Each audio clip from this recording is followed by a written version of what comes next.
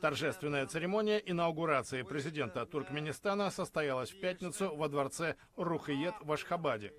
Гурбангулы Бердымухамедов принял президентскую присягу в присутствии главы парламента Меджлиса, заместителей председателя кабинета министров, военного командования и руководства правоохранительных органов.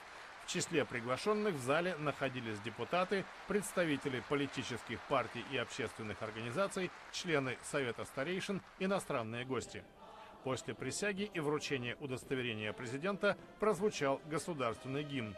Глава государства выступил перед собравшимися с программной речью. В ней, как сообщило официальное информационное агентство, он обозначил основные задачи нового этапа развития страны. Главное из них, по словам Бердымухамедова, повышение доходов и уровня жизни населения.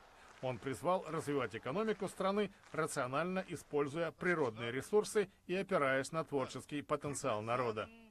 На выборах 12 февраля Бердымухамедов, второй президент в истории страны, набрал 97,69%.